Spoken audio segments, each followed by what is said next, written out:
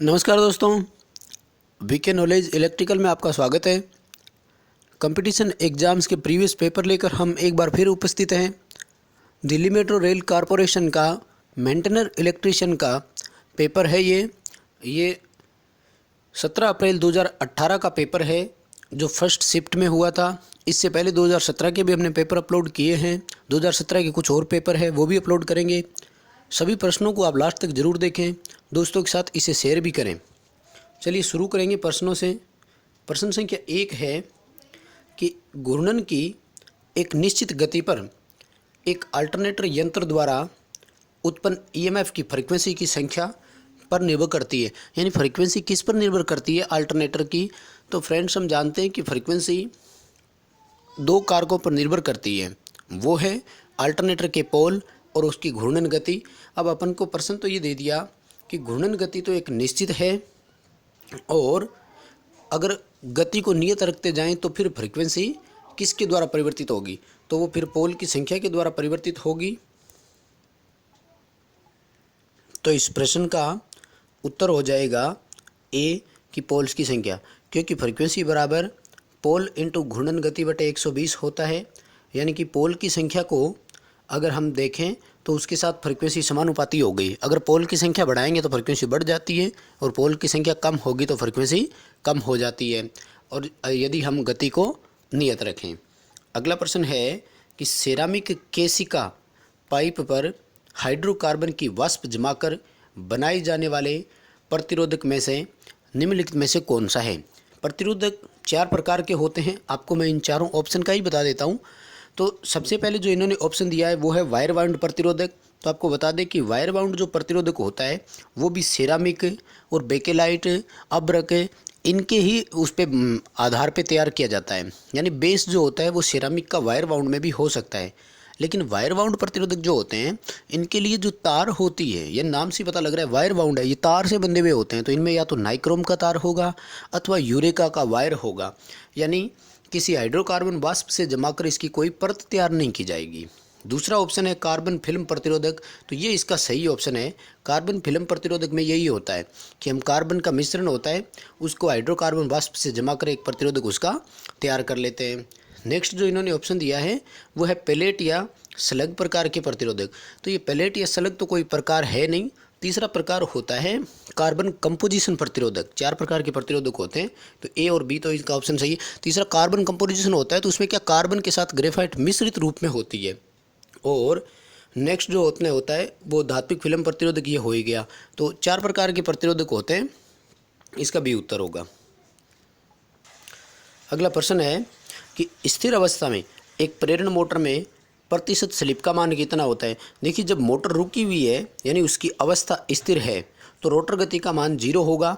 यानी पूरी की पूरी जो आरपीएम है वो स्लिप हो गई, इसलिए प्रतिशत स्लिप होगी 100%। तो इसका सही उत्तर हो गया।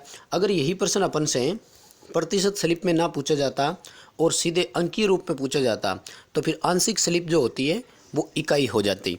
यानी जब स्थिर अवस्था है तो रोटर गति का मान 0 है, इसलिए स्लिप का मान 100% हो गया, या स्लिप का मान इकाई हो गया यानी 1 है। रोटर की कोई किसी प्रकार की गति है नहीं।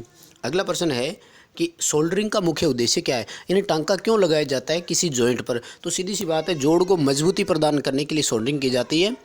यानी जो जोड़ होता है उसमें विद्युत चालकता जो होती है वो 100% हो सके, यानी उत्तम चालकता प्राप्त करने के लिए कह सकते हैं, या फिर हम ये कह सकते हैं कि जोड़ को मजबूती प्रदान करने के लिए। तो इसका ए ऑप्शन हो जाएगा कि तार के संयोजन को स्थायी प्रकृति प्रदान करना। अगला प्रश्न है, एक अंतर्राष्ट्रीय मानक मोमबत्ती स्रोत से एक ठोस कोण से प्राप्त ल्यूमिनस फ्लक्स 1 ल्यूमन है जो इसके बराबर है। तो आपको इस प्रश्न के बारे में पहले थोड़ी सी बता देते हैं कि जो एक इंटरनेशनल स्टैंडर्ड मोमबत्ती होती है तो इसकी जो पावर होती है वो कैंडल पावर में मापी जाती है। यानी इसकी शक्ति को हम कैंडल पावर के रूप में दर्शाते हैं। दूसरा है कि एक ठोस कोण, तो ठोस कोण की इकाई होती है स्ट्रेडियन, यानी ठोस कोण स्ट्रेडियन में मापा जाता है। और जो ल्यूमिनस फ्लक्स है वो ल्यूमन में मापा जाता है। यानी इस प्रश्न में अपन को 3 चीज़ें याद रखनी होगी कि अंतर्राष्ट्रीय मानक मोमबत्ती का यानी स्टैंडर्ड होता है कि अगर एक मोमबत्ती इतनी शक्ति प्रदान कर रही है तो आपका इनकेंडेसेंट लैंप कितना देगा, आपका फ्लोरेसेंट लैंप कितना देगा, यानी कि तुलना की जाती है। दूसरा इसमें दिया ठोस कोण वो स्ट्रेडियन में मापा जाता है और ल्यूमिनस फ्लक्स जो है वो ल्यूमन में मापा जाता है। यानी अपन को इस प्रश्न में 3 यूनिट दी गई थी। अब प्रश्न ये पूछा गया है कि जो एक ल्यूमन होता है वो किस वैल्यू के बराबर होगा। तो आपको एक बार दोबारा रिपीट करवा दूं, ये जो एक कैंडल पावर होती है इसको हम शॉर्ट में सीपी लिखते हैं। ये एक ल्यूमन प्रति स्ट्रेडियन के बराबर होती है। जो स्ट्रेडियन होती है वो ठोस कोण की इकाई, एक ल्यूमन प्रति स्ट्रेडियन, और स्ट्रेडियन जो है वो 4 पाई के बराबर होता है। यानी एक कैंडल पावर जो है वो 1/4 पाई के बराबर है। अगर अपन ल्यूमन की बात करें तो ये 4 पाई इस कैंडल पावर से मल्टीप्लाई हो जाएगा। यानी इस प्रश्न में हमसे यही पूछा गया था कि एक ल्यूमन जो है वो कितने कैंडल पावर के बराबर है, तो 4 पाई इंटू कैंडल पावर के बराबर है। अब 4 पाई को अगर अपन पाई की वैल्यू 3.14 रखकर मल्टीप्लाई करें तो उत्तर आ जाएगा 12.56। यानी एक ल्यूमन जो है वो 12.56 इंटू कैंडल पावर के बराबर है। इस प्रश्न में 12.56 तो है नहीं, 12.57 दिया गया है, तो फिर डी उत्तर हो जाएगा 12.57 इंटू कैंडल पावर। अगला प्रश्न है कि निम्नलिखित में से कौन सा रोधक पदार्थ कपास के टुकड़े के रासायनिक उपचार से बनाया गया है। कपास का टुकड़ा हो और केमिकल विधि से बनाया गया हो तो बाइंडिंग वायर में एक पेपर यूज किया जाता है और उसको हम लेदर्ड पेपर कहते हैं। तो ये लेदर्ड पेपर जो होता है, ये लेदर यानी कृत्रिम चमड़ा हो गया एक तरह से, तो वो जो तैयार किया जाता है ये रोधक पदार्थ आपका कपास के टुकड़े का ही होगा। तो इसका बी उत्तर हो जाएगा कि रासायनिक विधि से तैयार किया हुआ कृत्रिम चमड़ा यानी कि लेदर्ड पेपर जो है उसको अपन कह रहे हैं। अगला प्रश्न है कि यदि किसी तरल में 2 सुवाहक प्लेटें डुबोई जाती है ताकि इनमें से विद्युत धारा प्रवाहित हो तो उसे क्या कहा जाता है।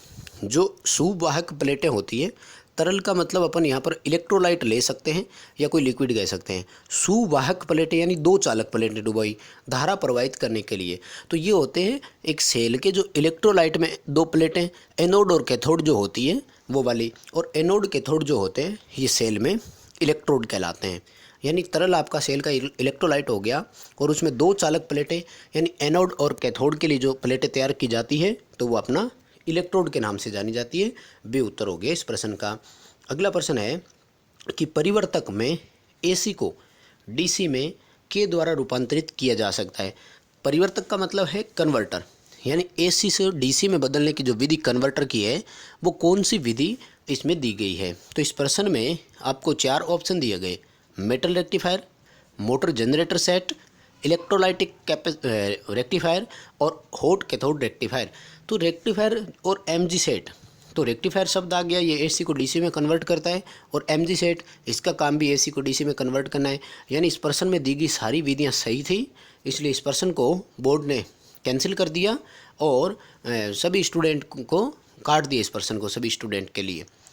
अगला प्रश्न है कि किस मौसम में कोरोना ज़्यादातर घटित होता है। आपको बता दें कि कोरोना होता क्या है।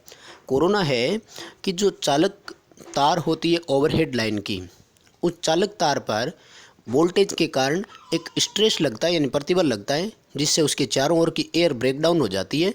तो ये प्रभाव कोरोना कहलाता है। ये लाइन वोल्टेज, वायुमंडल की प्रकृति, वातावरण, इन सब कारकों पर निर्भर करता है। तो किस प्रकार के मौसम में कोरोना ज़्यादा होगा, आपसे ये प्रश्न पूछा गया है।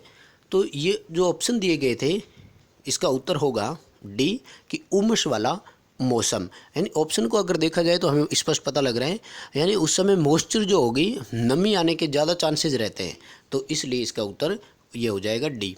अगला प्रश्न है कि जब 2 या 2 से अधिक प्रतिरोधकों को इस प्रकार जोड़ा जाए कि पहले प्रतिरोध का दूसरा सिरा दूसरे प्रतिरोध के पहले सिरे से जुड़ता है तो विद्युत धारा प्रवाह का ये मार्ग क्या कहलाता है। यानी इस प्रकार के संयोजन को हम क्या कहते हैं, तो ये सीरीज संयोजन होता है।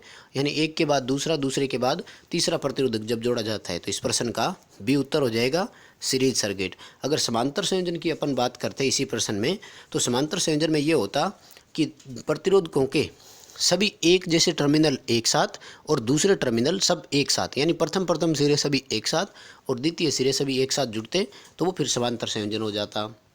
अगला प्रश्न है कि डीसी शंट मोटर के 3 पॉइंट स्टार्टर में एक परिवर्ती प्रतिरोधक के साथ 2 कुंडलियां जिसको हम नो वोल्ट कॉइल और ओवरलोड रिलीज कॉइल कहते हैं। तो ये दोनों कॉइल कौन सी होती है? देखिए, नो वोल्ट कॉइल का काम होता है कि जब सप्लाई चली जाए तो वो मोटर को बंद करवा देता है, और सप्लाई फिर से आ गई तो वो उसको चलने नहीं देगा। ओवरलोड का मतलब होता है कि मोटर पर जब भार अधिक हो, यानी धारा निर्धारित मान से अधिक हो, तो वो उसको ट्रिप करवा देता है।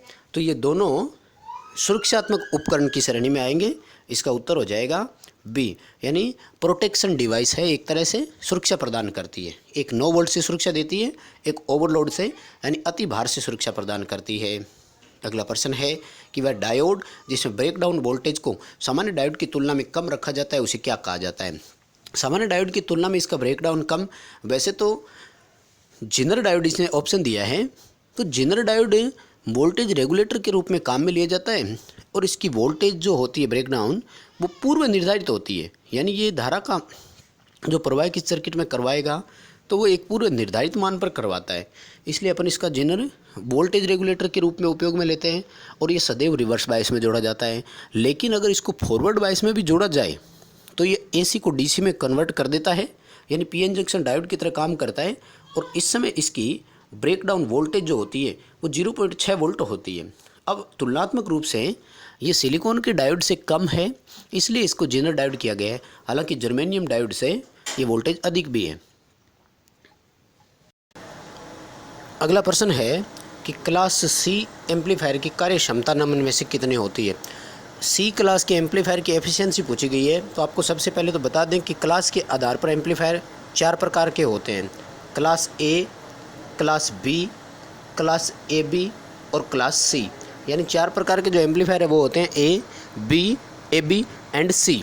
तो इन एम्पलीफायर में सबसे अधिक जो दक्षता होती है वो क्लास सी एम्पलीफायर की होती है। वैसे सी क्लास एम्पलीफायर की दक्षता 90% या इससे अधिक होती है, बट इस प्रश्न में ऐसा ऑप्शन ही नहीं दिया गया। ये जो आपका बी क्लास का एम्पलीफायर होता है इसकी दक्षता 78% तक होती है, यानी 78% तक होती है। और ए क्लास का एम्पलीफायर है, इसकी दक्षता तो बहुत ही कम होती है।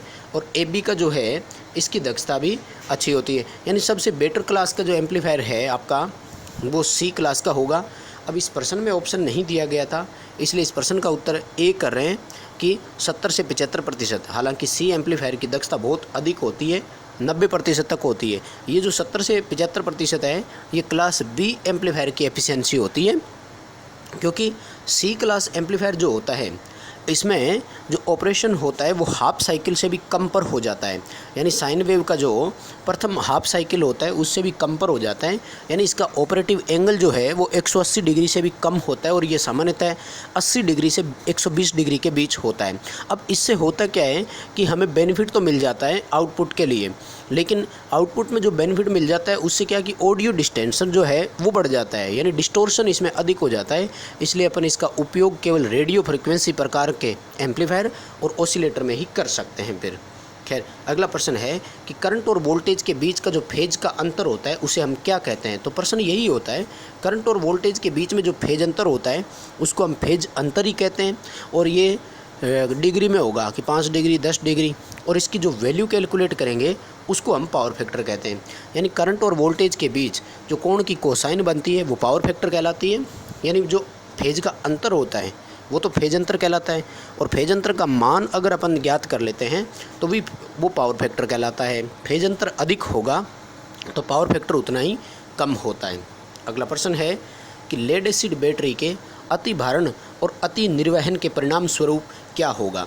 आपको बता दें लेड एसिड सेल में 4 प्रकार के दोष होते हैं: बकलिंग दोष, कोरोजन दोष, सल्फेशन और सेडिमेंटेशन दोष। 4 प्रकार के दोष होते हैं। अब प्रश्न ये कहा जा रहा है कि आप अति भारण यानी उसको ओवरलोड कर दोगे, बहुत ज़्यादा भार उस पर दे दोगे, और अति निर्वन यानी उसको बहुत अधिक डिस्चार्ज भी आप कर दोगे, तो इससे क्या होगा? सीधा सा प्रभाव है। देखिएगा ये कह रहा है कि ध्रुवीकरण, तो पोलराइजेशन जो होता है वो आपका इस लेड एसिड सेल में होता ही नहीं है। कार्य दक्षता में वृद्धि, एफिशिएंसी अगर ऐसा करोगे तो घटती है, ज़्यादा नहीं होगी। ओपन सर्किट नहीं होगा। बकलिंग दोष का एक प्रभाव है वो उत्पन्न हो जाता है, यानी बकलिंग प्रभाव आ जाएगा, अपन उसको बहुत ज़्यादा डिस्चार्ज करते हैं। तो सिंपल प्रश्न था, खैर वैसे ज़्यादा कुछ है नहीं। अगला प्रश्न था कि एन चैनल जो एन टाइप के अर्ध कंडक्टर की एक पतली पट्टी होती है और उसे बनाने के लिए निम्नलिखित से किस ट्रांजिस्टर का उपयोग होता है। देखिए जो एन टाइप और पी टाइप जो होते हैं और इनमें एकल पट्टी वाले होते हैं, तो इस प्रकार के जो आपके ट्रांजिस्टर होते हैं इनको अपन फील्ड इफेक्ट ट्रांजिस्टर कहते हैं। फील्ड इफेक्ट ट्रांजिस्टर, और ये दो प्रकार का होता है। एक तो होता है JFET यानी जंक्शन फील्ड इफेक्ट ट्रांजिस्टर, और दूसरा होता है MOSFET यानी metal oxide semiconductor field effect transistor. दो प्रकार की FET होती है, एक होता है JFET और दूसरा होता है MOSFET। तो एन टाइप या पी टाइप का जब भी पूछे आपको तो आपको ऑप्शन या तो FET करना है या फिर MOSFET करना है। अब MOSFET का इसमें है नहीं तो FET हो जाएगा। अगला प्रश्न है कि एक ध्रुव के तहत कई स्लॉट में वितरित EMF के वेक्टर योग और प्रेरित EMF के अंकगणितीय योग का अनुपात क्या कहलाता है। आपको बता दें कि अल्टरनेटर में दो तरह के, एक होता है पिच फैक्टर और एक होता है डिस्ट्रीब्यूशन फैक्टर। ये डिस्ट्रीब्यूशन फैक्टर के लिए पूछ रहा है आपसे। डिस्ट्रीब्यूशन फैक्टर का मतलब ये होता है कि वाइंडिंग को जब आप प्रॉपर नहीं डालते हो 180 डिग्री स्लॉट में, तो उन वाइंडिंग में जो EMF उत्पन्न होगा वो डिस्ट्रीब्यूटेड ही होता है, यानी प्रेरित EMF ही होता है। तो उनको हम अंकगणित या बीजगणितीय योग कह दो, उनसे जोड़ करके उनका मान ज्ञात किया जाता है। तो जो आपका डिस्ट्रीब्यूशन फैक्टर होता है ये इसी का अनुपात होता है कि डिस्ट्रीब्यूटेड EMF का योग बटे प्रेरित EMF का योग, यानी डिस्ट्रीब्यूटेड EMF का योग और प्रेरित EMF का योग, इन दोनों का जो अनुपात निकाला जाता है वो डिस्ट्रीब्यूशन फैक्टर कहलाता है, वितरण फैक्टर कहते हैं। गणनाओं में इसका मान इकाई लिया जाता है हमेशा, इसलिए ज़्यादा महत्व है इसका होता नहीं है क्योंकि ये आंकड़ों को प्रभावित नहीं करेगा। अगला प्रश्न है कि नीचे दिए गए विकल्पों में से सिंक्रोनस मोटर का एक लाभ कौन सा है। देखिए सबसे पहला है सिंक्रोनस मोटर की कम क्षमता यानी कैपेसिटी। खैर यहाँ पर वो दक्षता की बात कर रहे हैं, तो सिंक्रोनस मोटर की दक्षता अधिक होती है, नहीं, ये इसका अलग था। दूसरा कह रहे हैं वेरिएबल ऑपरेशन गति हो ही नहीं सकता, यानी सिंक्रोनस मोटर की गति वेरिएबल नहीं होती है, मोटर सदैव एक नियत गति पर चलती है। नेक्स्ट कह रहा है कि उच्च गति पर उच्च दक्षता, ऐसा भी नहीं होगा क्योंकि मोटर की गति में वेरिएशन आता ही नहीं है। अगला है कि लगातार संचालन की गति, यानी मोटर क्या करती है, भार परिवर्तन होता है तब भी लगातार चलती रहती है, लेकिन भार बहुत अधिक बढ़ जाता है तब मोटर आकर रुक जाती है, यानी एक नियत गति से चलने वाली मोटर है, ये इसकी विशेषता है। लगातार संचालन गति का मतलब यही होता है नियत गति वाली मोटर। अगला प्रश्न है कि एक स्टार कनेक्शन में लाइन वोल्टेज किसके बराबर होता है। तो देखिए स्टार में लाइन वोल्टेज जो होता है वो ज्ञात करने का सूत्र होता है √3 इंटू फेज वोल्टेज, यानी फेज वोल्टेज का √3 गुना अधिक होता है। तो इस प्रश्न का उत्तर डी हो जाएगा। √3 यानी जो लाइन वोल्टेज होती है वो दो फेजों के बीच मापी जाती है और फेज वोल्टेज जो होती है वो एक फेज और एक न्यूट्रल के बीच मापी जाती है। अगर यही प्रश्न आपका डेल्टा के लिए पूछा जाता तो डेल्टा में लाइन वोल्टेज और फेज वोल्टेज बराबर हो जाती है, तो फिर वहाँ पर केवल फेज वोल्टेज आ जाता। यानी इसी प्रश्न में आपसे स्टार के लिए पूछा गया तो ए उत्तर हो गया। अगर यही स्टार की बजाय डेल्टा में पूछ लेते तो फिर अपन इसका ए उत्तर कर देते, अभी इसका डी उत्तर हो गया। अगर बात करते स्टार में लाइन धारा फेज धारा के लिए, तो स्टार में लाइन करंट और फेज करंट बराबर होती है, जबकि यही प्रश्न आपसे डेल्टा के लिए पूछा जाए अगर, तो डेल्टा में लाइन करंट जो होती है वो फेज करंट का √3 गुना अधिक होती है। यानी स्टार में वोल्टेज का और डेल्टा में करंट का आपको याद रखना है कि एक दूसरे से √3 गुना करके ज्ञात किया जाता है। अगला प्रश्न है कि ट्रांसफार्मर के निम्नलिखित उपकरणों में से किस उपकरण में गैस और तेल का विस्तार और संकुचन होता है। देखिए फ्रेंड्स, इस प्रश्न का जैसा कि DMRC ने उत्तर कर रखा है, ये इसका उत्तर सही नहीं है, क्योंकि जब तेल में आपका उपकरण में तेल का जो गैस के कारण जब दबाव बढ़ जाता है, यानी तेल और गैस का जो विस्कोसिटी अपन जिसको कहते हैं, मान लीजिए वो रेखीय प्रसार जिसको कहा जाता है वो, तो ये कह रहा है कि जब आपका विस्तार होता है तब और संकुचन होता है तब वो किस के माध्यम से होता है। तो या ऐसा करने के लिए जो एक उपकरण होता है वो आपका कंजर्वेटर होता है। इस प्रश्न का उत्तर बी होगा, ब्रीदर नहीं होगा, क्योंकि ब्रीदर का काम तो केवल श्वास लेना है, ब्रीदर के माध्यम से तो वो हवा अपने अंदर लेता है कंजर्वेटर, और कुछ नहीं करता।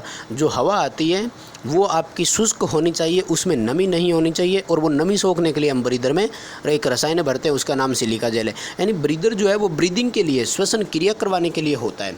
जो एक्सप्लोजन यानी तेल मेन ऑयल टैंक में जब तेल बहुत अधिक ज़्यादा हो गया तो वो अतिरिक्त टैंक में चला जाता है, यानी जो एक्स्ट्रा ऑयल था आपका वो कंजर्वेटर में ही जाता है। और अगर तेल की कमी आ जाती है मेन टैंक में तो उसकी क्षतिपूर्ति भी कंजर्वेटर ही करता है। ऑयल टैंक मेन जो होता है उसके ऊपर एक सहायक ऑक्सिलरी ऑयल टैंक ऊपर रखा जाता है, उसको हम कंजर्वेटर कहते हैं। इस कंजर्वेटर का ही काम होता है कि वो क्या करेगा, मेन टैंक को तेल की आपूर्ति भी करेगा ज़रूरत पड़ने पर, और ज़्यादा होता है तो वापस कंजर्वेटर में आ भी जाता है। तो इस प्रश्न का उत्तर बी होगा, कंजर्वेटर करेंगे, ब्रीदर नहीं होगा। अगला प्रश्न है कि जिसका उच्च गलनांक होता है उस शोल्डर को हम क्या कहते हैं। देखिए शोल्डर वैसे दो तरह के होते हैं, एक होता है कठोर शोल्डर, एक होता है नरम शोल्डर। तो जो गलनांक ज़्यादा जिसका होता है वो कठोर शोल्डर कहलाता है, और जिसका गलनांक कम होता है वो नरम शोल्डर कहलाता है। अब वैसे इसमें ये होता है कि कठोर शोल्डर जो होते हैं इसमें भी दो तरह के होते हैं, एक होता है स्पेल्टर, और ये चांदी सोना इनके लिए जो अलग से लिया जाता है वो, और जो नरम शोल्डर होता है ये आ जाता है अपना जैसे इलेक्ट्रॉनिक सर्किट में काम में लेते हैं वो, तो इसमें टिन और शीशे का मिश्रण होता है। जो कठोर शोल्डर होता है इसमें जैसे तांबा, जस्ता, टिन, एल्यूमिनियम इन धातुओं की शोल्डर वायर बनती है, जबकि नरम शोल्डर जो होता है इसमें टिन और शीशे की होती है। तो जिसका गलनांक उच्च होता है वो कठोर शोल्डर, जिसका गलनांक कम होता है वो नरम शोल्डर। ईजी प्रश्न था। नेक्स्ट क्वेश्चन है कि प्लेट अर्थिंग में यदि प्लेट तांबे की हो तो उसका आकार कितना होना चाहिए। देखिए सबसे पहले आपको बता दें कि इस प्रश्न को वैसे तो आपको स्टैंडर्ड डाटा याद नहीं रहते, लेकिन आपको एक चीज़ ज़रूर याद रखनी है कि सबसे ज़्यादा आजकल जिस अर्थिंग का उपयोग कर रहे हैं वो प्लेट अर्थिंग है, काफ़ी यूज की जाती है। और इसकी जो सबसे बड़ी विशेषता है वो ये है कि आपका प्लेट जो है वो वर्गाकार आकृति में होना चाहिए। वर्गाकार यानी उसकी लंबाई चौड़ाई तो बराबर होनी चाहिए, बात बच जाती है मोटाई की, वो हम कर लेते। अब अगर इस प्रश्न को हम देखें तो ऐसा जो एक जैसे आंकड़ा है तो वो आपका सिर्फ ए ही ऑप्शन में था कि 60 सेंटीमीटर इंटू 60 सेंटीमीटर, बाकी सब में जो है वो अंतर था। तो वर्गाकार आकृति में होती है, इसलिए इस प्रश्न का उत्तर ए कर देंगे, क्योंकि वर्गाकार का ऑप्शन ही एक ही था। हालांकि कॉपर की प्लेट के लिए जो है तो वो इसका लंबाई चौड़ाई और मोटाई के लिए बात कर रहा है, तो वो है आपकी 60 सेंटीमीटर और 3.18 या 1.5 भी कह सकते हैं, इसकी कोई दिक्कत नहीं। लेकिन अगर यही तांबे की प्लेट ना होकर आपसे जीआई की होती यानी गैल्वेनाइड आयरन होता तो उसके लिए व्यास जो है कुछ अधिक रखा जाता है, उसके लिए फिर आपका व्यास 6.36 हो जाता, यानी 3.6 हो जाता। बाकी ये 60/60 ही रहता है, यानी प्लेट आपकी कॉपर की हो या जीआई की हो, 60/60 ये साइज़ तो सेम था। अब अगर कॉपर की है तो उसमें 3.18, और अगर वो आपके जीआई की है तो उसका आपको व्यास करना था 6.36 व्यास mm, और कोई अंतर नहीं था। अगला प्रश्न है कि एक अर्धनिर्वाहक की चालकता के परिवर्तन के साथ परिवर्तित होती है। अर्धनिर्वाहक का मतलब आपको यहाँ से कहा जा रहा है सेमीकंडक्टर, यानी अर्धचालक के बारे में बात कर रहा है वो। तो अर्धचालक की चालकता में जो परिवर्तन आता है वो ताप के साथ आता है, यानी तापमान अगर परिवर्तित होगा तो उसकी चालकता परिवर्तित होगी। वैसे इनपुट वोल्टेज भी होता है, लेकिन इस प्रश्न में ऑप्शन नहीं है, इसलिए अपन तापमान ही करेंगे। दूसरा ये है कि सेमीकंडक्टर है तो उसमें गति, टॉर्क ये तो ऑप्शन ही नहीं हो सकते, इसलिए प्रश्न ही बिल्कुल आपका ईजी हो गया, क्योंकि सेमीकंडक्टर है। अर्धचालक जो होते हैं इलेक्ट्रॉनिक में ये डायोड, ट्रांजिस्टर इस तरह के होते हैं, तो इनमें कोई रोटेटिंग पार्ट का तो कह ही नहीं सकते, यानी टॉर्क नहीं होगा, गति नहीं होगी। फिर गति का ऑप्शन डी में भी था, इसलिए ये सारे ऑप्शन नहीं होंगे। ऑप्शन एक ही बचता है कि तापमान परिवर्तन के साथ इनकी चालकता परिवर्तित होती है। नेक्स्ट क्वेश्चन है कि हथौड़ी का उपयोग करते समय आपको क्या क्या सावधानी रखनी चाहिए। देखिए जिस तरह के ऑप्शन दिए है ना, ये ऑप्शन आपको खुद ही बोल के बता रहे हैं कि इसका सही उत्तर कैसा होना चाहिए। ऑप्शन कह रहा है कि उसका हैंडल जो है वो घिसा हुआ पच्चर होना चाहिए, यानी कह रहे हैं कि जो हैंडल आप फिट कर रहे हो उसमें कोई ना कोई पच्चर साथ में लगाई हुई होनी चाहिए। नहीं भैया, ऐसा नहीं होना चाहिए, क्योंकि वो हैमर कभी भी खुल सकता है। नेक्स्ट कह रहा है ढीला फिट होना चाहिए, तो वो कैसे चोट देगा, हैमरिंग करेगा कैसे, वो तो वैसे निकल जाएगा। और अगला कह रहा है कि तेल के साथ फिट होना चाहिए, ऐसा भी कुछ नहीं है। डी ऑप्शन कह रहा है कि कस कर फिट होना चाहिए, यानी प्रॉपर फिट उसमें हैंडल के साथ होगा फेस उसका, तो ही वो काम करेगा, तो डी उत्तर होगा। अगला प्रश्न है यूनिवर्सल मोटर को डीसी आपूर्ति पर एक एसी मोटर के रूप में चलाने के लिए कम्यूटेशन को के द्वारा हटा दिया जाता है। यानी आपकी यूनिवर्सल मोटर है और उसको डीसी सप्लाई पर चलाना है, लेकिन मोटर एसी की थी, यानी एसी की मोटर थी, बट आपको डीसी सप्लाई पर उसको ऑपरेट करना है। जैसे मान लीजिए मिक्सर ग्राइंडर का मोटर ही था, उसको आप डीसी सप्लाई देना चाह रहे हो, तो आपको क्या करना होगा। देखिए डीसी सप्लाई सिस्टम के लिए अगर बात करेंगे तो वहाँ पर कम्यूटेशन बहुत अधिक होगा, आपको उस कम्यूटेशन को ख़त्म करना है।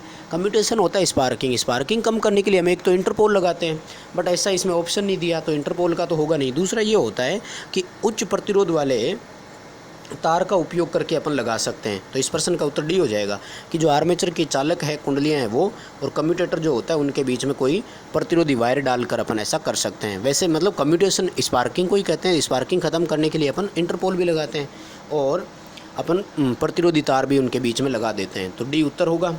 अगला प्रश्न है कि शंट मोटर में फ्लक्स स्थिर रहता है, इसलिए मोटर का टॉर्क होगा। यानी आपसे प्रश्न पूछा जा रहा है कि डीसी शंट मोटर का फ्लक्स नियत रहता है तो टॉर्क किस बात पर निर्भर करेगा। एक बार फिर से आपको रिपीट कर दें कि डीसी मोटर में जो टॉर्क होता है वो आर्मेचर धारा और फील्ड फ्लक्स दोनों के समानुपाती होता है। यानी फील्ड वाइंडिंग जो फ्लक्स बनाएगी वो और आर्मेचर को जितनी हम धारा देते हैं वो उन दोनों के साथ परिवर्तन होगा। यानी फ्लक्स में परिवर्तन होगा तो भी टॉर्क बदलेगा और आर्मेचर धारा में परिवर्तन होगा तो भी टॉर्क में चेंजेज आएगा। अब जब फील्ड फ्लक्स शंट वाइंडिंग का, क्योंकि शंट फील्ड जो है वो सप्लाई के समांतर में जुड़ती है, इसलिए जितना फ्लक्स बनाना होता है वाइंडिंग आपका पहले बना देती है, बाद में उसमें कोई चेंजेस नहीं आता। इसलिए फील्ड फ्लक्स नियत रहता है तो टॉर्क इस आधार पर तो नहीं बदलेगा। यानी फील्ड फ्लक्स नियत रहने के कारण टॉर्क तो वेरिएशन आएगा नहीं। तो फिर दूसरा कारक कौन बचा? केवल और केवल आर्मेचर धारा। तो वो आर्मेचर धारा की क्या होगा? सीधे समानुपाती होगा, प्रोपोर्शन होगा। तो इस प्रश्न का उत्तर हो जाएगा बी कि सीधे आर्मेचर धारा के आनुपातिक होता है। यानी जैसे जैसे आर्मेचर धारा बढ़ती जाएगी टॉर्क बढ़ता जाएगा, आर्मेचर धारा घटेगी टॉर्क घट जाएगा। क्योंकि फ्लक्स आपका नियत है तो केवल आर्मेचर धारा में वेरिएशन के साथ उसका टॉर्क बदलेगा। तो प्रश्न का उत्तर बी हो गया। अगला प्रश्न है कि अर्थिंग के संबंध में ISI निर्देशों के अनुसार इलेक्ट्रोलाइटिक क्रिया से बचने के लिए अर्थ का तार कैसा होना चाहिए। देखिए, जब अपन ज़मीन में किसी तार को लगा देते हैं अर्थिंग के लिए तो वो वहाँ पर एक इलेक्ट्रोलाइटिक क्रिया करती है, यानी जिसको अपन वैद्युतिक अपघटे कह सकते हैं। उसके कारण एक EMF बनता है और वो उससे क्रिया करके अर्थ के प्रतिरोध को प्रभावित कर सकता है। इसलिए इस क्रिया से बचने के लिए आपको क्या करना है कि जो अर्थिंग के लिए प्रयुक्त तार है वो उसी धातु का होना चाहिए जिस धातु की आपने प्लेट लगाई है। तो इस प्रश्न का उत्तर हो जाएगा डी कि अर्थ इलेक्ट्रोड की तरह ही धातु का उपयोग करेंगे तो उसमें इलेक्ट्रोलाइटिक वैद्युतिक अपघटे के कारण EMF उत्पन्न नहीं होगा। मान लीजिए कि आपने प्लेट अर्थिंग करते समय कॉपर की प्लेट लगाई तो आपका जो प्लेट कॉपर का है तो फिर जो वायर अपना होगा वो भी कॉपर का ही होना चाहिए। और अगर अपन GI की अगर प्लेट काम में लेते हैं तो GI का ही तार होना चाहिए। यानी जिस धातु की आपकी अर्थिंग का इलेक्ट्रोड है, जैसे पाइप इलेक्ट्रोड भी है, पाइप अर्थिंग भी है, तो अगर आप GI का पाइप ले रहे हो तो GI की तार उससे कनेक्ट करनी है। कॉपर का पाइप ले रहे हैं तो उसमें कॉपर की वायर कनेक्ट करनी है। यानी तार और प्लेट दोनों एक ही धातु के होने चाहिए जिससे कि उसमें वैद्युतिक अपघटन क्रिया नहीं होगी। अगला प्रश्न है कि आर्मेचर कॉइल के प्रतिरोध के कारण होने वाली हानि को क्या कहा जाता है। जब आर्मेचर कुंडली का रेजिस्टेंस है तो हम सब जानते हैं कि उस रेजिस्टेंस से दो का प्रभावित वो कुंडली में डालता है। एक तो I/R जिसको हम वोल्टेज ड्रॉप कहते हैं। अब वोल्टेज ड्रॉप का तो इस प्रश्न में ऑप्शन नहीं है, तो ये जो प्रतिरोध होता है वो दूसरा प्रभाव ये डालता है कि I²/R। अब इस I²/R को अपन ताम्र हानि के नाम से जानते हैं, यानी वो आर्मेचर लॉसेज के रूप में जानी जाती है। आर्मेचर कुंडली का जो रेजिस्टेंस होगा वो आर्मेचर कॉपर लॉस या आर्मेचर लॉसेज कहलाता है। आपको बता दें कि सबसे अधिक DC मशीनों में आर्मेचर हानियाँ ही होती है, यानी आर्मेचर लॉसेज का मान अन्य सभी हानियों के अपेक्षा अधिक होता है। नेक्स्ट क्वेश्चन है कि सिंक्रोनस मोटर शुरू होने में विफल क्यों हो जाता है। सिंक्रोनस मोटर स्टार्ट क्यों नहीं होती। अच्छा, दिए गए ऑप्शन में से करना है, यानी इसमें से ऐसा कौन सा है ऑप्शन जिसकी वजह से सिंक्रोनस मोटर आपकी स्टार्ट नहीं हो पाएगी। वैसे तो सेल्फ स्टार्ट होने के कई सारे कारण हैं, पर सेल्फ स्टार्ट का नहीं पूछ रहा, ये कह रहा है सब कुछ सही था पर स्टार्ट क्यों नहीं हो पा रही है। तो इसका तो सिंपल सा है कि अगर आप वोल्टेज कम दोगे तो मशीन स्टार्ट नहीं हो पाएगी। वैसे ही सिंक्रोनस मोटर का स्टार्टिंग टॉर्क शून्य है क्योंकि मोटर सेल्फ स्टार्ट तो है नहीं। तो अगर सप्लाई वोल्टेज कम होगा तो मोटर नहीं चलेगी। एक तरह से अंडर वोल्टेज है, अंडर वोल्टेज पे मोटर स्टार्ट नहीं हो पाएगी। अगला प्रश्न है कि हीटर का बेस बनाने के लिए किस रोधन सामग्री का उपयोग करते हैं, यानी कौन सी अचालक सामग्री होती है जो हीटर की बनाने के लिए। तो हीटर की जो बनाई जाती है वो आपकी अब्रक की भी हो सकती है, वैसे पोर्सलिन ऑप्शन है। वैसे अपन अगर देखें तो वो रोधन सामग्री यानी अचालक की होगी। तो देखिए इसमें A और D ऑप्शन तो नहीं होगा क्योंकि चांदी और तांबा दे रखा है, जबकि ये दोनों ही चालक धातु है। अब ऑप्शन बचे आपके पास बेकेलाइट और पोर्सलिन। तो बेकेलाइट ये अपन जानते हैं प्लास्टिक के जैसा होता है, स्विच होल्डर इनका कवर बनाने के काम आता है। स्विच सॉकेट लैंप होल्डर का कवर जो होता है ना, ये बेकेलाइट का होता है। तो पोर्सलिन काम में ले लेंगे, चीनी मिट्टी का होता है। तो इस प्रश्न का उत्तर भी हो जाएगा। अगला 31वां प्रश्न है कि निम्नलिखित में से कौन सी अर्थिंग पद्धति आजकल सबसे अधिक उपयोग में ले रहे हैं। देखिए सबसे ज़्यादा जिस अर्थिंग का उपयोग किया जा रहा है वो है आजकल पाइप अर्थिंग, क्योंकि फिट करना आसान हो जाता है, साइज़ में भी ज़्यादा आपको सोचने की ज़रूरत नहीं होती, अपन लगा सकते हैं एडजस्ट करके। तो पाइप अर्थिंग सबसे ज़्यादा उपयोग कर रहे हैं। अगला प्रश्न है कि जब इनपुट मशीन AC हो और आउटपुट मशीन DC हो तो इस तरह की मशीन को हम क्या कहेंगे। यानी इनपुट हम AC दे रहे हैं, आउटपुट हमें DC मिल रही है। यानी दो मशीन लगाई हुई थी जो AC को DC में कन्वर्ट करने के लिए जा रही थी। तो इस तरह की मशीन को वैसे तो अपन MG सेट के नाम से जानते हैं, यानी मोटर जनरेटर सेट जो होता है ना वो, और मोटर जनरेटर सेट में जो मोटर होती है वो वैसे तो 3 फेज़ की इंडक्शन मोटर होती है, बट ऐसा इसमें ऑप्शन है नहीं। तो इस प्रश्न का उत्तर करेंगे अपन सी कि डायरेक्ट सिंक्रोनस कन्वर्टर, यानी सिंक्रोनस कन्वर्टर है जो डायरेक्ट आपको सिंक्रोनस करके ही चलाता रहता है। अगला प्रश्न है कि पी टाइप अर्धचालक तैयार करने के लिए किस पदार्थ की डोपिंग मिलाते हैं। देखिए, पी टाइप पदार्थ बनाने के लिए 3 संयोजी अशुद्धियाँ मिलाई जाती है। सबसे पहले तो आपको संयोजकता के बारे में बता दें, 2 तरह के पदार्थ होते हैं, एक होता है पी टाइप और एक होता है एन टाइप। तो पी टाइप जो पदार्थ होता है उसके लिए 3 संयोजी होती है और 5 संयोजी वाली होती है जो उससे बनता है एन टाइप का पदार्थ।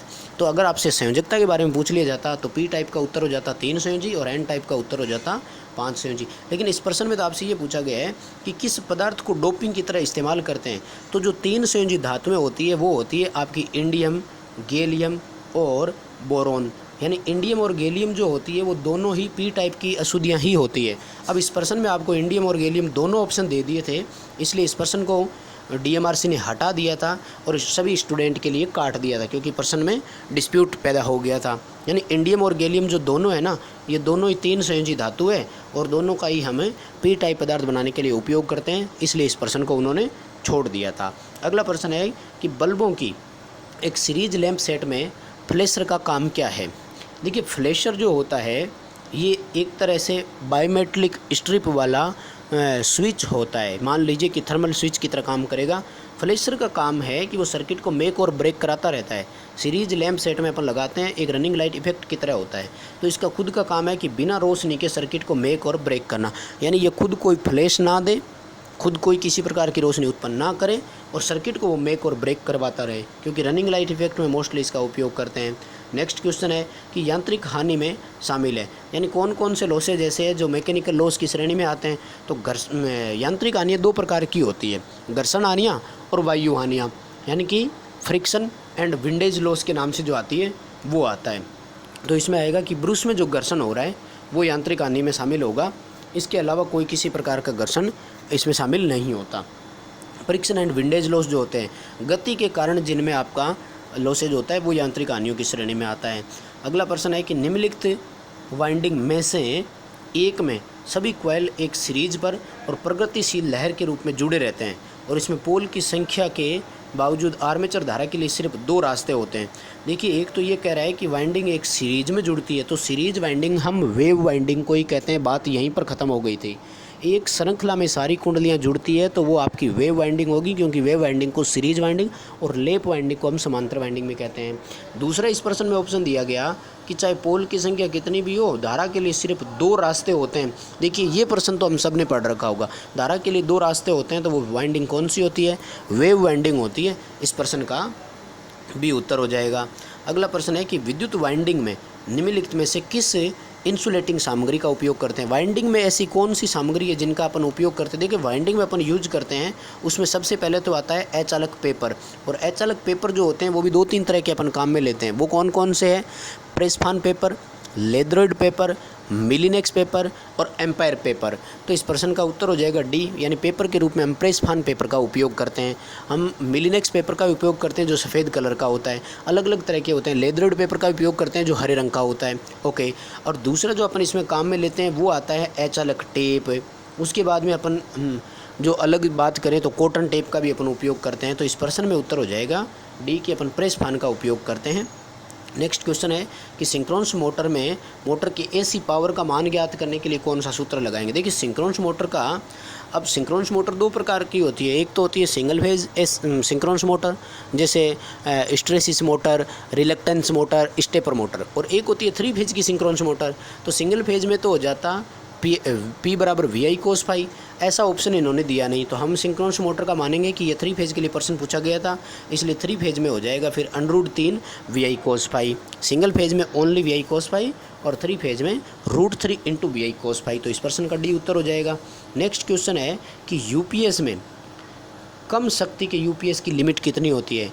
देखिए, यूपीएस का मतलब होता है अनइंटरप्टेबल पावर सप्लाई, यानी बिना रुके पावर सप्लाई देते रहना। जब विद्युत सप्लाई चली जाती है तो यूपीएस से हम ऑक्सिलरी सप्लाई कुछ समय के लिए ले सकते हैं।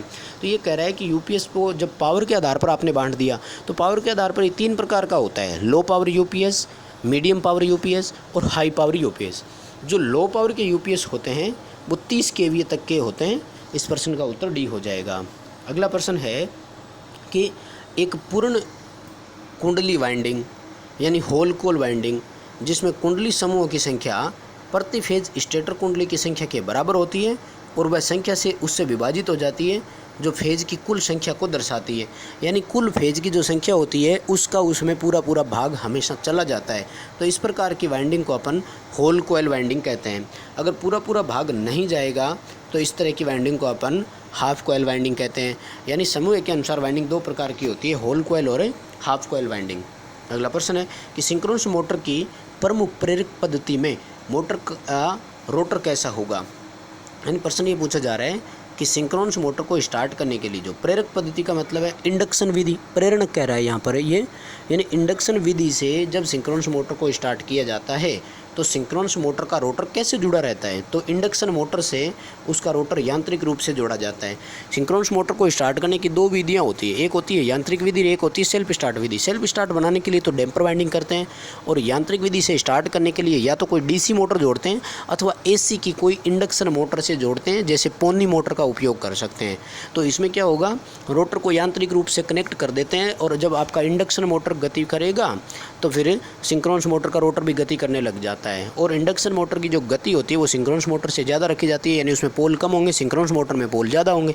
तो जैसे ही उसकी गति सिंक्रोनस से ज़्यादा पहुंचेगी तो हम उस कपलिंग को हटा देंगे और मोटर का रोटर सिंक्रोनस गति पर गतिमान हो जाएगा, तो उसकी डीसी ऑन कर देंगे और मोटर स्टार्ट हो जाएगी। अगला प्रश्न है कि यदि आप निर्वाहक के आकार में वृद्धि करते हैं तो वोल्टेज जिस पर कोरोना बढ़ जाता है, फिर क्या होगा। निर्वाहक का मतलब यहाँ पर चालक है, यानी हम चालक का साइज़ बढ़ा देंगे तो वोल्टेज जिस पर कोरोना बढ़ता है वह बढ़ जाएगा।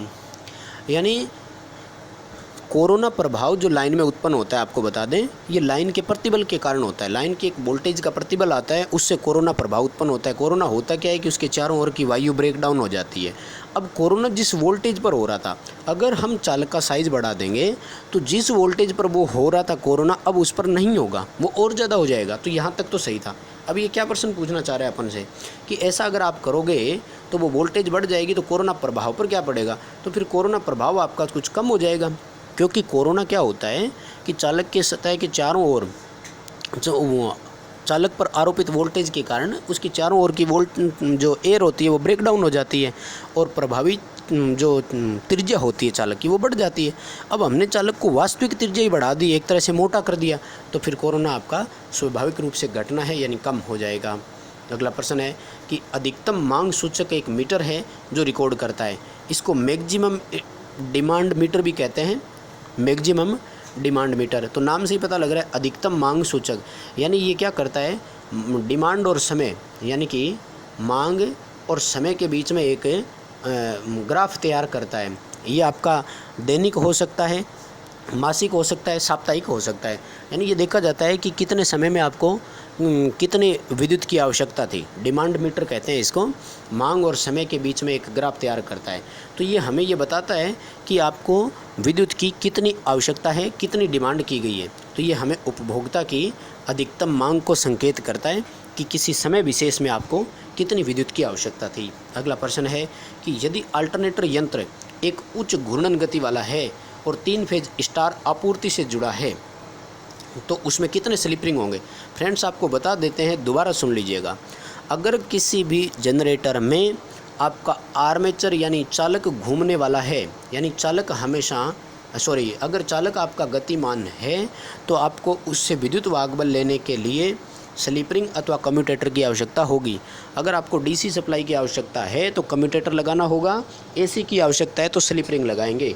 यानी अब ये आपका इस बात पर निर्भर करेगा कि आर्मेचर किस कनेक्ट विधि से कनेक्ट है। अगर वो सिंगल फेज का कनेक्ट है तो 2 स्लिप रिंग की आवश्यकता होगी। अगर वो 3 फेज में कनेक्टेड है और डेल्टा में जुड़ा हुआ है तो 3 स्लिप रिंग की ज़रूरत होगी। अगर वो 3 फेज में कनेक्ट है लेकिन स्टार में कनेक्ट है तो हमें उसमें 4 स्लिप रिंग की आवश्यकता पड़ेगी। तो इस प्रश्न में जैसा आपको बताया गया है कि एक तो उच्च घूर्णन गति वाला आर्मेचर यानी आर्मेचर गति कर रहा है और दूसरा वो स्टार से भी जुड़ा हुआ है, तो आउटपुट लेने के लिए 4 स्लिप रिंग की ज़रूरत होगी। इस प्रश्न का उत्तर होगा बी कि 4 स्लिप रिंग। अगर ये स्टार की जगह डेल्टा होता तो फिर 3 स्लिप रिंग की आवश्यकता होती। यदि सिंगल फेज का होता तो फिर 2 स्लिप रिंग की आवश्यकता होती। और अगर डीसी लेते फिर कम्यूटेटर की आवश्यकता होती। अगला प्रश्न है कि उच्च वोल्टेज के प्रति सुरक्षा के लिए निम्नलिखित में से कौन सा तड़ित चालक यानी लाइटनिंग अरेस्टर का उपयोग करेंगे। यानी सबसे अधिक जिस लाइटनिंग अरेस्टर का उपयोग करते हैं।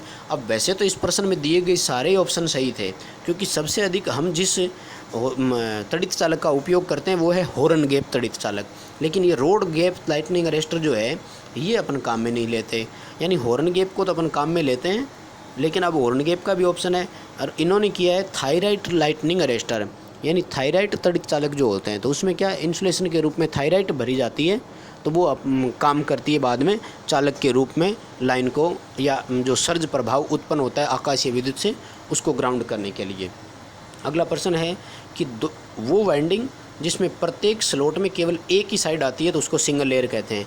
यानी एक स्लॉट में अगर एक साइड आती हो तो वो सिंगल लेयर है, और एक स्लॉट में अगर 2 साइड आती हो तो हम उसको डबल लेयर वाइंडिंग कहते हैं। यानी उसका भी उत्तर हो जाता। अगर सिंगल लेयर वाइंडिंग के बारे में आपसे प्रश्न पूछा जाता है तो सिंगल लेयर वाइंडिंग में जो आपके स्लॉट होते हैं कॉइल की संख्या उनकी आधी होती है, और डबल लेयर वाइंडिंग में कॉइल और स्लॉट की संख्या बराबर होती है। अगला प्रश्न है कि दिए गए विकल्पों में से वायरिंग के उस तरीके का चयन कीजिए जिसमें कम से कम जॉइंट हो।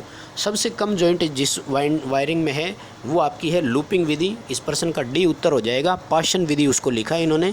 लूपिंग मेथड में क्या होता है कि तार जहाँ से डाला वहीं से ले लेते हैं। तो इस विधि में एक फ़ायदा ये मिल जाता है कि जॉइंट कम से कम होते हैं, लेकिन एक नुकसान भी ये होता है कि इसमें तार अधिक लगता है, क्योंकि हम वायर को क्या करते हैं लूप बनाते हैं तो वहीं से वापस उठा लेते हैं, उस वायर को काटते नहीं हैं जहाँ सर्किट पूरा हो गया, इसलिए तार अधिक लग जाता है। अगला प्रश्न है रिवर्स वोल्टेज की वह मात्रा जिस पर डायोड में धारा प्रवाह प्रारंभ हो जाता है कहलाता है। देखिए डायोड क्या करता है कि फॉरवर्ड में धारा चलना प्रारंभ कर देता है। तो आपको मैं बता दूं जिस पर धारा प्रवाह प्रारंभ होता है हम उसको ब्रेकडाउन वोल्टेज कहते हैं। अब ये ब्रेकडाउन वोल्टेज डायोड की 2 तरह से होती है। एक होती है ब्रेकडाउन वोल्टेज जो होती है, एक होती है आपकी फॉरवर्ड वोल्टेज और एक होती है रिवर्स वोल्टेज। अब डायोड की फॉरवर्ड वोल्टेज तो बहुत कम होती है, जैसे सिलिकॉन का है तो 0.7 वोल्ट पे ही ब्रेकडाउन हो जाएगा और धारा चलना शुरू हो जाता है। जर्मेनियम में 0.1 वोल्ट से 0.3 वोल्ट होती है।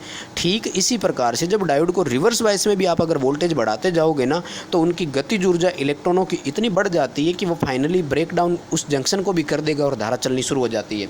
यानी वह विभवांतर जिस पर धारा चलना शुरू हो जाता है उसे हम ब्रेकडाउन या बैरियर पोटेंशियल के नाम से जानते हैं। इसमें आपको एक और ऑप्शन नहीं दिया गया, अगर दूसरा ऑप्शन दे तो वो भी अपन कर सकते थे, और वो ऑप्शन है आपका बैरियर पोटेंशियल। तो फिर ये पीक इन्वर्स वोल्टेज क्या होता होगा, जिसको हम पीआई भी कहते हैं डायोड का, ये होता है पीक इन्वर्स वोल्टेज, यानी वह अधिकतम वोल्टेज जो डायोड रिवर्स बायस में सहन कर गया, लेकिन यानी उस वोल्टेज के बाद डायोड आपका नष्ट हो जाता हो, यानी जिस वोल्टेज पर नष्ट हो गया वो पीआईवी से भी अधिक होती है। जैसे डायोड 250 वोल्ट का था तो 251 वोल्ट पे वो नष्ट हो जाएगा। एक होता है धारा चलना, यानी डायोड क्षतिग्रस्त नहीं हुआ है, धारा चल रही है, वो ब्रेकडाउन होना कहलाता है। और जो पीक इन्वर्स वोल्टेज है वो उसकी सीमा है कि इसके बाद डायोड आपका नष्ट ही हो जाएगा, तो वो होती है पीक इन्वर्स वोल्टेज।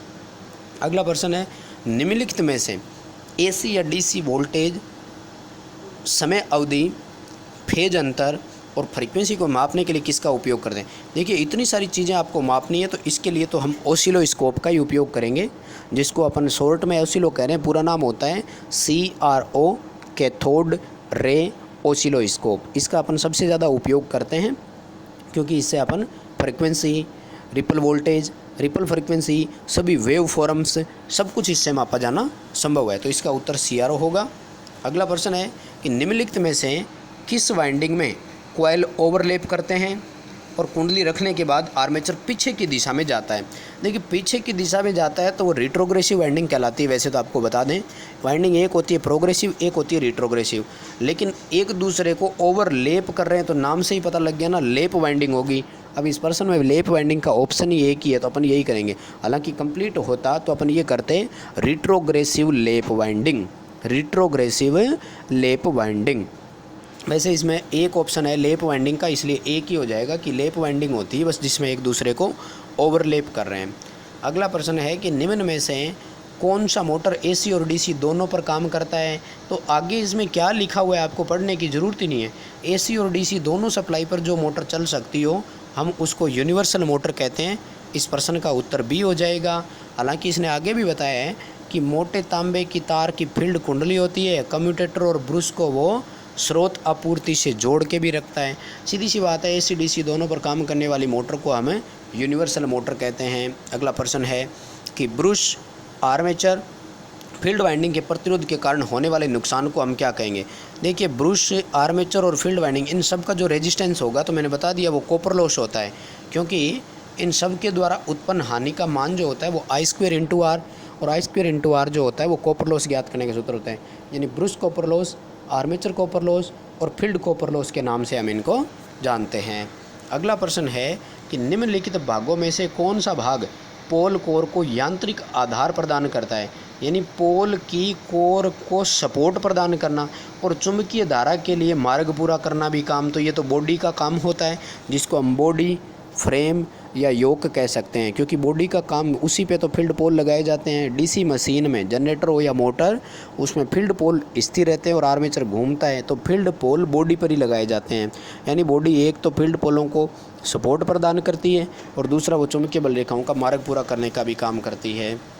अगला प्रश्न है कि लेड एसिड सेल की तुलना में निकिल आयरन से बने सेल में क्या होगा। यानी तुलना करनी है तो निकिल आयरन सेल की वोल्टेज भी कम होगी, दक्षता भी कम होगी, आंतरिक प्रतिरोध अधिक होता है, तो आपको डी उत्तर कर देंगे। दक्षता कम, आंतरिक प्रतिरोध अधिक होता है और विद्युत वाहक बल भी कम होता है। अगला प्रश्न है कि ऊर्जा का अपव्यय जो गर्मी के रूप में प्रकट होता है, फलस्वरूप वो कौन सी हानि होती है। यानी हीट करवा के वाइंडिंग में जो ऊष्मा उत्पन्न होता है तो उसको अपन हिस्टैरिसीस लॉस कहते हैं। वैसे कॉपर लॉस भी ऊष्मा के रूप में ही होता है, लेकिन ये वाइंडिंग में ऊष्मा के रूप में उत्पन्न होता है और वाइंडिंग के प्रतिरोध के कारण उत्पन्न हो रहा है। आपके हिस्टैरिसीस हानि में रेजिस्टेंस कोई महत्व नहीं रखता है, क्योंकि हिस्टैरिसीस हानि क्या होती है कि हम बार बार उसको चुंबकित और विचुंबकित करते हैं ना, उस दौरान यानी मैग्नेटिक रिवर्स जो होते हैं, चुंबकीय उत्क्रमण जो आते हैं ना, यानी एक बार मैग्नेट बनना फिर अपोजिट दिशा में बढ़ना, उस वजह से हिस्टैरिसीस हानि उत्पन्न होती है। ये हिस्टैरिसीस हानि एसी डीसी सब मशीनों में होती है, ट्रांसफार्मर में भी होती है। इसको अपन ख़त्म नहीं कर सकते कभी भी, हाँ इसको कम किया जा सकता है। और हिस्टैरिसीस हानि कम करने के लिए धातु की कोर जो होती है उसका रोल होता है। यानी अपन सिलिकॉन स्टील की अगर कोर लेते हैं तो हिस्टैरिसीस हानि कम हो भी जाती है। अगला प्रश्न है कि बिजली के उपकरणों को ओवरलोड या शॉर्ट सर्किट से बचाने के लिए किसका उपयोग करेंगे। अब जैसा ऑप्शन देख रहे हैं तो स्विच कंट्रोल करने के काम आता है, वितरण बोर्ड वितरित करता है तो फ्यूज ही है ना सुरक्षा युक्ति, तो सीलिंग रोज है ये आपको सप्लाई कनेक्शन देने के काम आता है। यानी प्रश्नों में इतना ईजी प्रश्न है कि कोई डाउट ही नहीं था कहीं। यानी सुरक्षा देने के लिए किसका उपयोग करेंगे अपन, फ्यूज का उपयोग करेंगे। आसान सा प्रश्न था।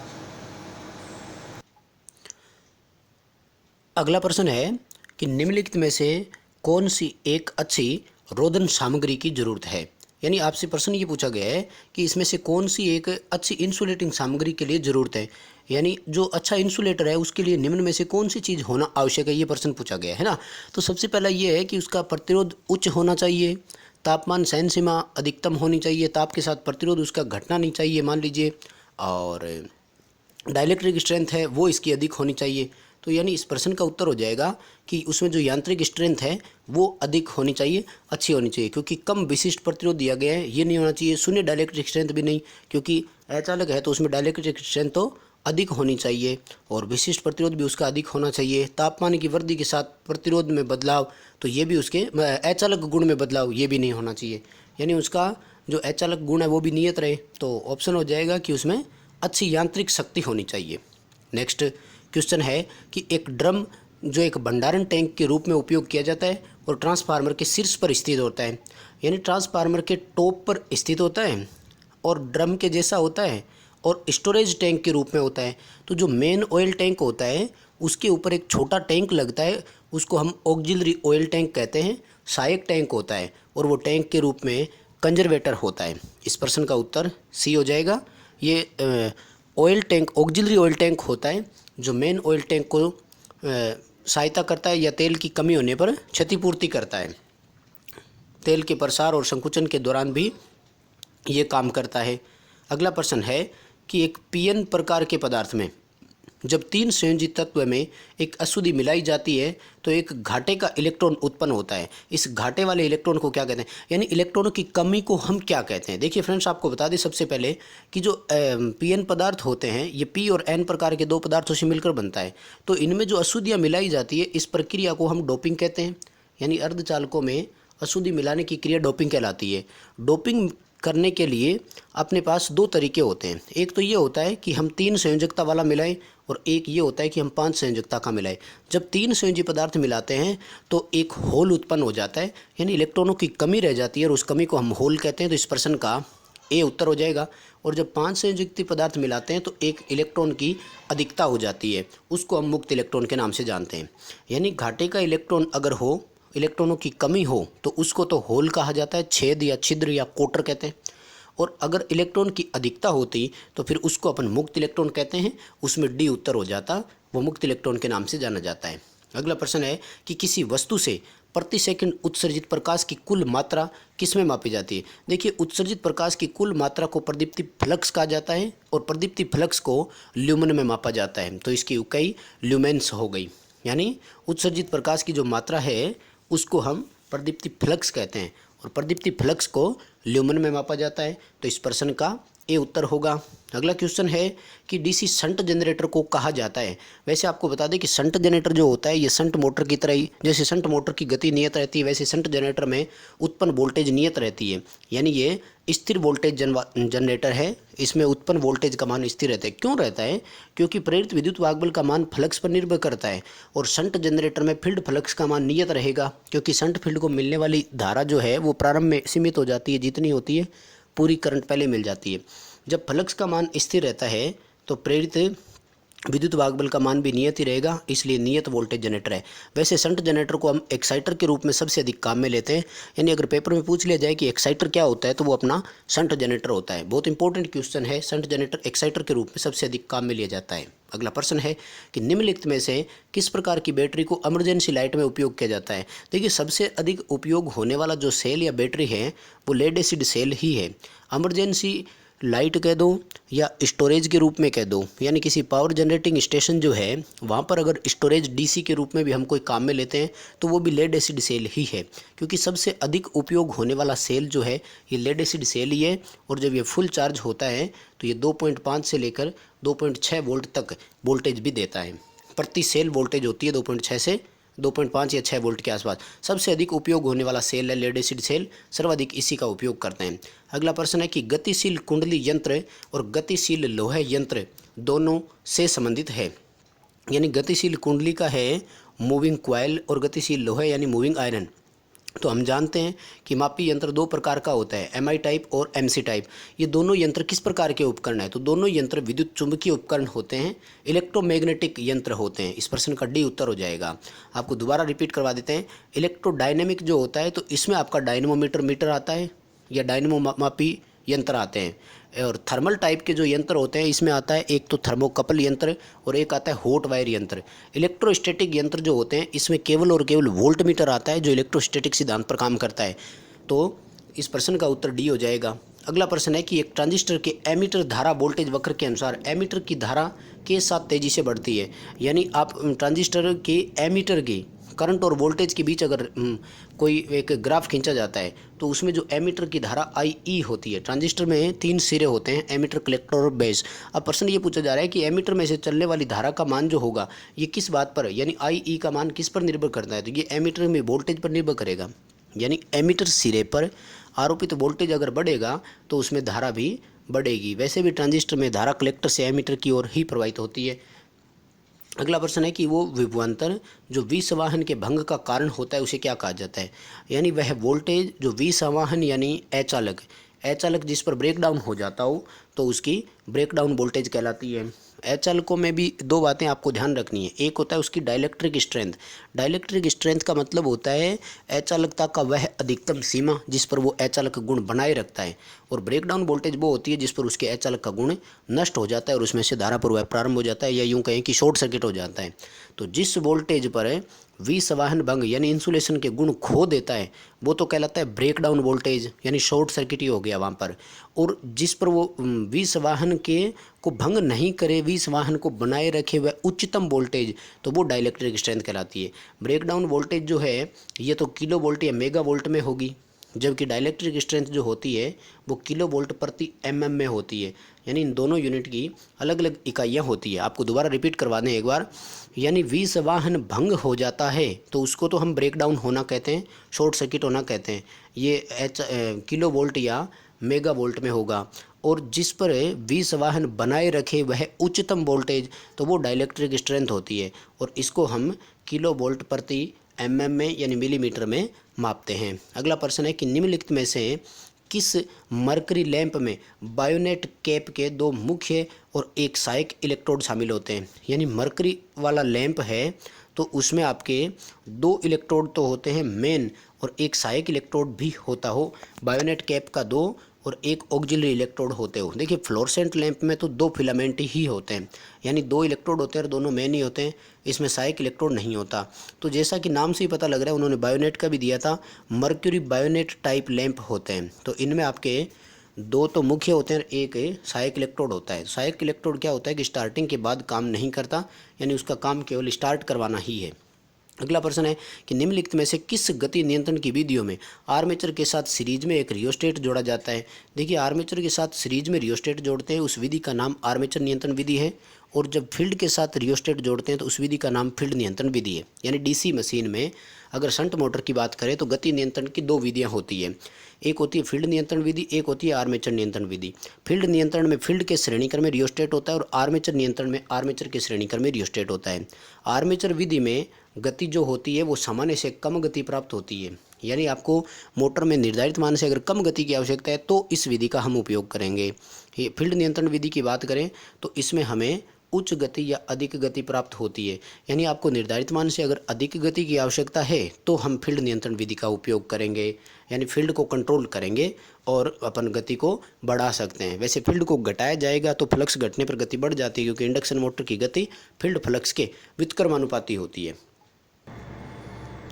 अगला प्रश्न है कि 5 किलोवाट और 50 हर्ट्ज 6 पोल की एक slip ring induction motor 960 RPM पर चल रही है। इसकी सिंक्रोनस गति 1000 आरपीएम है।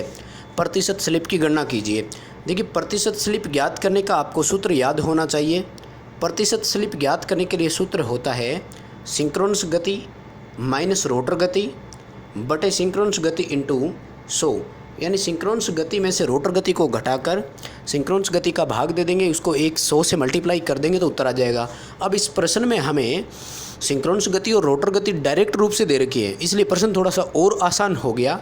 बहुत से प्रश्न ऐसे होते हैं जहां आपको सिंक्रोनस गति सीधे सीधे नहीं दी जाती, तो फिर भी अपन कैलकुलेट कर सकते थे, क्योंकि हमें इस प्रश्न में पोल और फ्रीक्वेंसी दोनों दे रखी है, यानी पोल भी दे रखे थे, फ्रीक्वेंसी भी दे रखी थी, तो अपन सिंक्रोनस गति भी ज्ञात कर सकते थे। अब इस प्रश्न में तो जब दे ही दी है तो कोई समस्या नहीं है, यानी हमें सिंक्रोनस गति और रोटर गति दोनों स्पष्ट रूप से दी गई थी। सिंक्रोनस गति का मान है 1000 आरपीएम, रोटर गति का मान है 960 आरपीएम। वो इसमें से घटा देंगे और भाग दे देंगे 1000 का और उसको 100 से मल्टीप्लाई करेंगे। देखिए घटाएंगे तो उत्तर आएगा 40, और इस 40 को जब अपन 1000 से भाग देकर 100 से गुणा करेंगे तो उत्तर आएगा 4%, यानी मोटर में स्लिप जो है वो 4% हो रही है। ए उत्तर सही हो जाएगा। अगला प्रश्न है कि निम्नलिखित में से किस कनेक्शन में प्रतिरोध के सभी प्रथम टर्मिनल जुड़े होते हैं और सभी दूसरे टर्मिनल जुड़े होते हैं। प्रश्न थोड़ा अलग तरीके से पूछा गया था, जब आप इसको इंग्लिश की साइड पढ़ोगे तो आसानी से समझ में आ जाएगा। प्रश्न ये कह रहा है कि वो कौन सा ऐसा कनेक्शन है जहाँ प्रतिरोधकों के सभी प्रथम टर्मिनल एक साथ जोड़े जाते हैं और सभी दूसरे टर्मिनल एक साथ जोड़े जाते हैं। तो ऐसे कनेक्शन को अपन समांतर संयोजन कहते हैं, पैरेलल कनेक्शन कहते हैं। इस प्रश्न का ए उत्तर हो जाएगा। अगर यही प्रश्न आपसे श्रेणी क्रम के लिए पूछ लिया होता तो प्रश्न ये होता कि वह कौन सा संयोजन है जिसमें प्रतिरोध के प्रथम प्रतिरोधक का दूसरा सिरा दूसरे प्रतिरोधक के प्रथम सिरे से जोड़ा जाता है। तो इस तरह के कनेक्शन जो होते हैं उसको श्रृंखला यानी सीरीज सर्किट कहते हैं। स्टार कनेक्शन की आपको बात बताऊं तो स्टार में सभी प्रथम या अंतिम एक साथ जोड़े जाते हैं, और अन्य 3 सिरों को सप्लाई दी जाती है। यानी मोटर में 6 सिरे होते हैं 3 वाइंडिंग के, तो या तो तीनों प्रथम सिरों को या फिर तीनों अंतिम सिरों को एक साथ जोड़ करके हम सप्लाई देते हैं, तो वो स्टार कनेक्शन कहलाता है। और डेल्टा में त्रिभुज की आकृति बनती है, एक वाइंडिंग का 1 हो तो वो दूसरी वाइंडिंग के 2 से जुड़ता है, यानी U1 V2 से जुड़ेगा, V1 W2 से जुड़ेगा और W1 U2 से जुड़ेगा। तो ये चारों कनेक्शन थे, बहुत इंपॉर्टेंट है चारों कनेक्शन, आप एक बार दोबारा इनको जरूर याद कीजिएगा, है ना। अगला प्रश्न है कि ट्रांजिस्टर में आवेश वाहक का चालन ठोस पदार्थ के माध्यम से किया जाता है, इसलिए ट्रांजिस्टर को हम कहते हैं। देखिए transistor SCR, UJT, डायक, ट्रायक, PNP, NPN ये जितने भी होते हैं ये सॉलिड स्टेट डिवाइस में आते हैं, यानी ठोस अवस्था युक्तियों में आते हैं। और इनको ठोस अवस्था युक्तियाँ इसलिए कहा जाता है क्योंकि इनमें जो चालन होता है वो ठोस पदार्थों में से ही होता है। वैसे इनमें जो चालन होता है वो अर्धचालकों में से होता है, और धारा चालन के लिए जो अर्धचालक में उत्तरदायी कारक है वो होते हैं होल और मुक्त इलेक्ट्रॉन दोनों। यानी वैद्युतिक सर्किट से अगर तुलना की जाए तो वैद्युतिक सर्किट में आपका धारा प्रवाह चालक के माध्यम से किया जाता है, जबकि इलेक्ट्रॉनिक्स में अर्धचालक में किया जाता है। वैद्युतिक सर्किट में धारा चालन के लिए उत्तरदायी केवल और केवल मुक्त इलेक्ट्रॉन होते हैं, जबकि इलेक्ट्रॉनिक परिपथ में धारा चालन के लिए मुक्त इलेक्ट्रॉन और होल दोनों उत्तरदायी होते हैं। तो इनको हम सॉलिड स्टेट डिवाइस कहते हैं।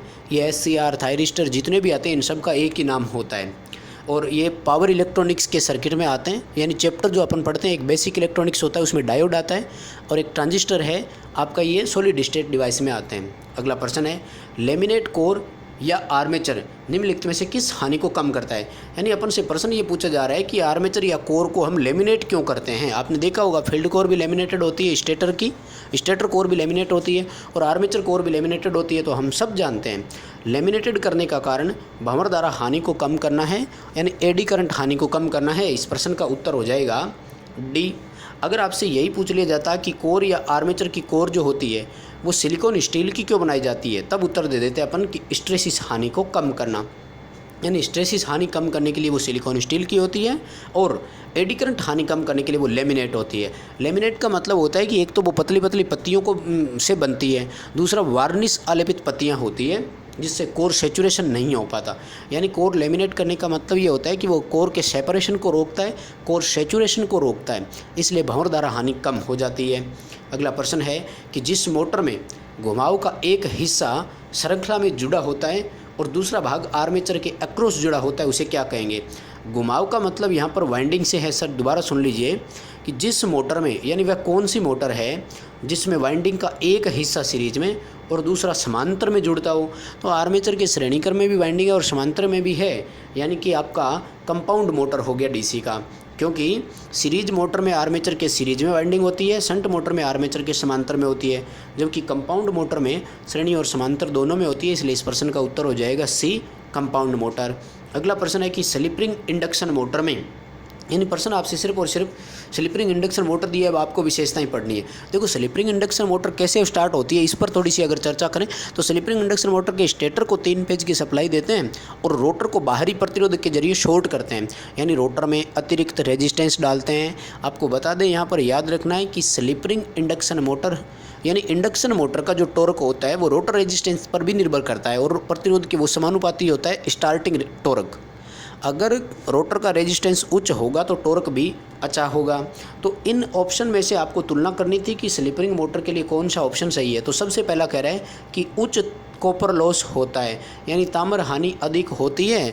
तो यही एक सबसे बड़ी स्लिप रिंग इंडक्शन मोटर की हानि है। जब हम रोटर में रियोस्टेट जोड़ते हैं तो उसके हमें 3 लाभ मिलते हैं कि मोटर का पावर फैक्टर सुधर जाता है, स्टार्टिंग टॉर्क अच्छा हो जाता है और मोटर की स्टार्टिंग धारा कम हो जाती है। यानी ये 3 बेनिफिट तो हमें मिल गए रोटर में रेजिस्टेंस जोड़ने से। लेकिन रोटर में प्रतिरोध जोड़ने से हमें एक यही नुकसान होता है कि रोटर में कॉपर लॉस का मान बढ़ जाता है रोटर में जैसे ही अपन प्रतिरोध जोड़ते हैं। यानी स्लिप रिंग इंडक्शन मोटर में रोटर रियोस्टेट के 3 लाभ होते हैं और 1 हानि होती है। लाभ कौन कौन से थे? एक तो उसका टॉर्क अच्छा हो जाता है, दूसरा उसका पावर फैक्टर सुधर जाता है और तीसरा उसकी स्टार्टिंग धारा कम हो जाती है। लेकिन लॉस की अगर बात करें तो नुकसान ये होता है कि उसमें फिर कॉपर लॉस बढ़ जाएगा, क्योंकि कॉपर लॉस I² × R होता है। अब जब R बढ़ गया तो फिर उसकी हानि भी बढ़ जाती है। दूसरा है कि मोटर शुरुआत में उच्च धारा खींचता है, ये गलत था क्योंकि मोटर की स्टार्टिंग धारा कम होती है। मोटर की दक्षता उच्च, देखो एफिशिएंसी तो कम होती है तुलनात्मक रूप से, और कम स्टार्टिंग टॉर्क नहीं, स्लिप रिंग मोटर का स्टार्टिंग टॉर्क अच्छा होता है। तो इस प्रश्न का ए उत्तर होगा। और अगला प्रश्न है कि निम्नलिखित विधियों में से एक को पहचानिए जो केवल 3 फेज के लोड की आपूर्ति करने में सक्षम है। यानी ऐसी कौन सी विधि होती है जो केवल और केवल 3 फेज भार को ही सप्लाई दे सकता हो। तो ऐसा सर्किट आपका डेल्टा होता है, क्योंकि डेल्टा में 3 फेज और 3 ही तार होते हैं। यानी डेल्टा जो होता है वो सदैव 3 फेज 3 वायर प्रकार की सप्लाई होती है, इसलिए उस पर केवल और केवल 3 फेज का लोड जोड़ा जा सकता है, और वो भी बैलेंस लोड। अगर अनबैलेंस लोड है तो डेल्टा में काम नहीं करेगा। जबकि स्टार कनेक्शन की यदि बात की जाए तो स्टार कनेक्शन से हम सिंगल फेज का light and fan, single phase का पावर लोड, 3 फेज का बैलेंस लोड, 3 फेज का अनबैलेंस लोड, यानी 4 प्रकार के भार अपन उस पर जोड़ सकते हैं। एक के बीच में आपको 3 नंबर ऑप्शन दिया है इंटर स्टार ऑप्शन का। दोस्तों आपको बताएंगे कि इंटर स्टार जो संयोजन होता है, ये स्टार संयोजित ट्रांसफार्मर की सेकेंडरी साइड का एक है, जहाँ 15.5% प्रत्येक वाइंडिंग में श्रेणी क्रम में अतिरिक्त टर्न लगा देते हैं, तो वो इंटर स्टार कहलाता है। और ऐसा हम इसलिए करते हैं जहाँ हम सेकेंडरी साइड के स्टार में न्यूट्रल को अर्थ नहीं कर सकते हो और ट्रांसफार्मर लगा दिया वहाँ पर। जैसे वितरण ट्रांसफार्मर है किसी पर्वतीय क्षेत्र में, यानी किसी मैदानी क्षेत्र में, आपका पहाड़ी क्षेत्र में आपका वितरण ट्रांसफार्मर लगा हुआ है, तो उसकी सेकेंडरी स्टार में होती है। उस स्टार के हम न्यूट्रल पॉइंट को अर्थ करते हैं, और वो मान लीजिए कि प्रॉपर अगर ग्राउंड नहीं कर पाते हैं ना, तो वहाँ पर हम क्या करते हैं कि इन वाइंडिंग के साथ 15.5% टर्न और लगा देते हैं, वो इंटर स्टार का संयोजन कहलाता है। अगला प्रश्न है कि वोल्ट मीटर के साथ उच्च वोल्टेज मापने के लिए हम किस ट्रांसफार्मर का उपयोग करते हैं। देखिए, उच्च एसी वोल्टेज और उच्च एसी धारा नापने के लिए 2 ट्रांसफार्मर उपयोग करते हैं, और वो इंस्ट्रूमेंट ट्रांसफार्मर के भाग होते हैं, यानी उपकरण परिणामीतर होते हैं। दोनों ट्रांसफार्मर को नाम होता है करंट ट्रांसफार्मर और पोटेंशियल ट्रांसफार्मर, यानी संक्षेप में हम सीटी और पीटी कहते हैं। सीटी उच्च धारा नापने के काम आता है और पीटी उच्च वोल्टेज मापने के काम आता है। तो इस प्रश्न में यही पूछा गया था कि वोल्ट मीटर के साथ उच्च वोल्टेज नापने के लिए तो हम पीटी का उपयोग करते हैं। ऑप्शन हो जाएगा 4 नंबर, यानी डी उत्तर इसका सही होगा। सीटी करंट को स्टेप डाउन करता है और पीटी वोल्टेज को स्टेप डाउन करता है। इनकी सेकेंडरी में, सीटी की सेकेंडरी में एमीटर और पीटी की सेकेंडरी में वोल्ट मीटर जोड़ा जाता है।